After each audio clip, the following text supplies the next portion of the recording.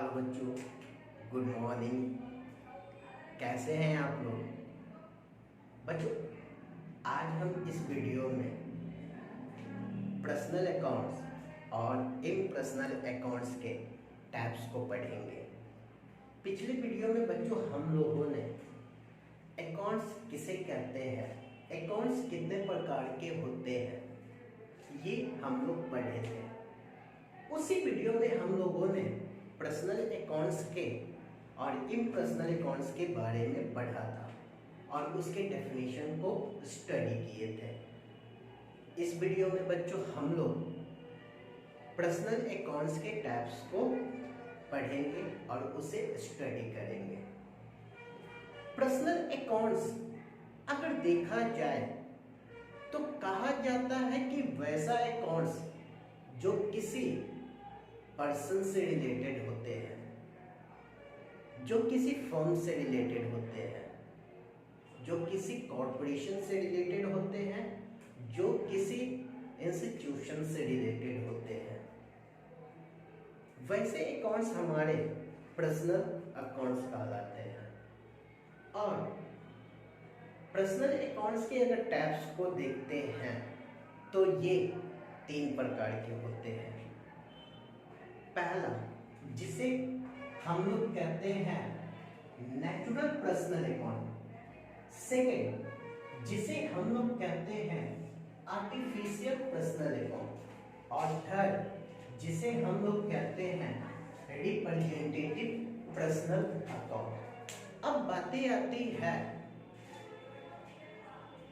कि natural personal accounts किसे कहते हैं, आर्टिफिशियल पर्सनल अकाउंट्स किसे कहते हैं और रिप्रेजेंटेटिव पर्सनल अकाउंट्स किसे कहते हैं।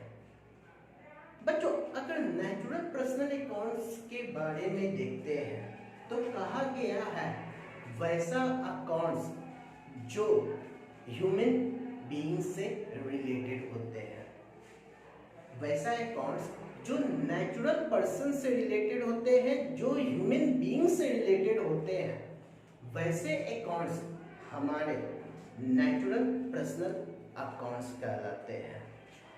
तो अगर नेचुरल पर्सनल अकाउंट्स के डेफिनेशन को देखा जाए तो कहता है कि accounts related the name of individual human beings. Individual human being से रिलेटेड अगर कोई भी अकाउंट है, जैसे राम का अकाउंट, जैसे सीता का अकाउंट्स, गीता का अकाउंट्स, मोहन का अकाउंट्स, राधा का अकाउंट्स, ये जितने भी हैं ये सब हमारे नेचुरल पर्सन हैं और ये सब के सब हमारे ह्यूमन बीइंग हैं। अब ये इंडिविजुअल ह्यूमन बीइंग है, इसलिए ऐसे अकाउंट्स को हम लोग कहते हैं नेचुरल पर्सनल अकाउंट। ऐसे अकाउंट्स को हम लोग कहते हैं नेचुरल पर्सनल अकाउंट, जिसके अंतर्गत मोहन का अकाउंट, सोहन का अकाउंट, सीता का अकाउंट, गीता का अकाउंट, ऐसे न जाने कितने अकाउंट्स शामिल किए जाते हैं। उसी प्रकार से अगर सेकेंड अकाउंट्स को देखा जाए, जिसे कहा जाता है आर्टिफिशियल पर्सनल अकाउंट्स, तो वैसा अकाउंट्स जो किसी फर्म से रिलेटेड हो, जो किसी कंपनी से रिलेटेड हो, जो किसी इंस्टीट्यूशन से रिलेटेड हो, या जो किसी कॉर्पोरेशन से रिलेटेड हो, वैसे अकाउंट्स हमारे आर्टिफिशियल पर्सनल अकाउंट्स कहलाते हैं। तो आर्टिफिशियल पर्सनल अकाउंट्स के अगर डेफिनेशन को देखा जाए तो कहा गया है कि accounts related to the name of firm, company, institution, corporation etcetera. इसका मतलब ये हुआ कि अगर कोई भी अकाउंट जो किसी फर्म से रिलेटेड है, जो कंपनी से रिलेटेड है, जो इंस्टीट्यूशन से रिलेटेड है या कॉर्पोरेशन से रिलेटेड है, वैसे प्रत्येक अकाउंट्स हमारे आर्टिफिशियल पर्सनल अकाउंट्स कहलाते हैं। जैसे रिलायंस कंपनी के अकाउंट्स को देखा जाए, टाटा कंपनी के अकाउंट्स को देखा जाए, बैंक अकाउंट्स को देखा जाए, ये जितने भी अकाउंट्स हैं ये सब हमारे आर्टिफिशियल पर्सनल अकाउंट्स कहलाते हैं। इसके डेफिनेशन को देखते हैं और इसके एग्जांपल को देखा जाए तो कहा गया है accounts of bank of India, accounts of Jain brothers, ऐसे बहुत सारे एग्जाम्पल आपके आर्टिफिशियल पर्सनल अकाउंट्स के अंतर्गत शामिल किए जाते हैं। लेकिन अब यहाँ पर आते हैं, हमें जो थर्ड पर्सनल अकाउंट्स आते हैं वो है हमारा रिप्रेजेंटेटिव पर्सनल अकाउंट। तो कहा गया है वैसा अकाउंट्स जो पर्सन्स को रिप्रेजेंट करता है, जो किसी पर्सन या पर्सन्स को रिप्रेजेंट करता है, वैसे अकाउंट्स हमारे रिप्रेजेंटेटिव पर्सनल अकाउंट्स कहलाते हैं। या वैसा अकाउंट्स जो हमारे आउटस्टैंडिंग या प्रीपेड से रिलेटेड है, जो हमारे क्या है आउटस्टैंडिंग या प्रीपेड से रिलेटेड है, वैसे अकाउंट्स हमारे कहलाते हैं रिप्रेजेंटेटिव पर्सनल अकाउंट। तो रिप्रेजेंटेटिव पर्सनल अकाउंट्स को देखते हैं, where an accounts indirectly represent a person या पर्सन्स, यानी जो पर्सन या पर्सन्स को रिप्रेजेंट करता है या जो आउटस्टैंडिंग या प्रीपेड आइटम से रिलेटेड होते हैं, वैसे अकाउंट्स हमारे कहलाते हैं रिप्रेजेंटेटिव पर्सनल अकाउंट्स, जिसके अंतर्गत capital accounts, drawings account, outstanding wages, prepaid insurance etcetera को शामिल किया जाता है। उसी प्रकार से अगर हम लोग इम्पर्सनल अकाउंट्स को अगर देखते हैं तो इम्पर्सनल अकाउंट्स कहा जाता है वैसा अकाउंट्स जो हमारे पर्सनल अकाउंट्स के अलावा होते हैं। अदर देन पर्सनल अकाउंट्स हमारे कहलाते हैं इम्पर्सनल अकाउंट्स।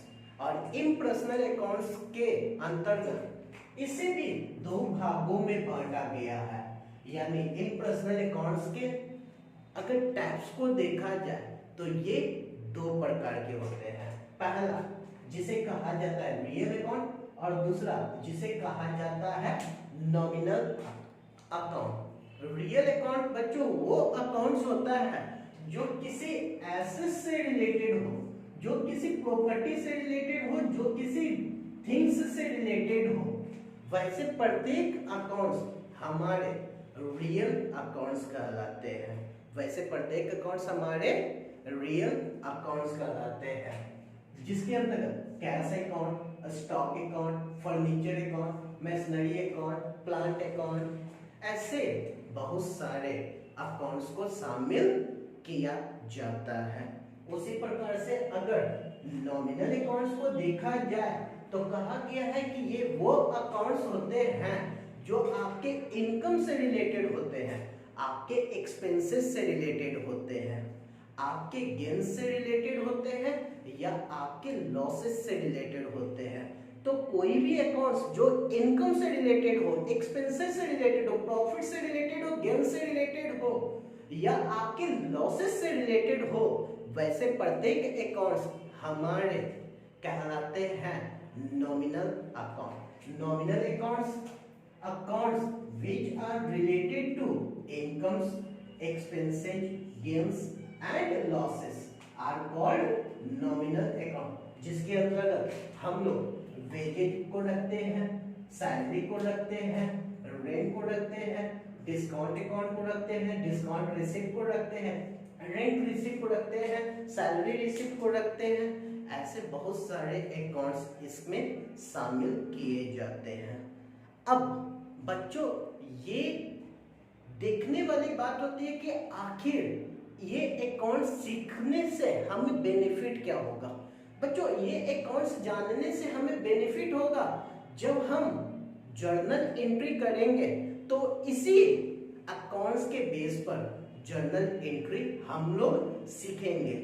अकाउंट्स के अंतर्गत जो ट्रांजैक्शन होंगे उस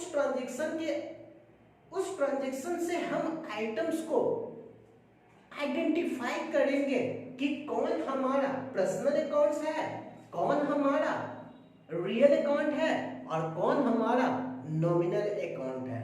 और इसी अकाउंट्स के बेस पर हम लोग जर्नल एंट्री को सीखेंगे। कि किस प्रकार से जर्नल एंट्री किए जाते हैं।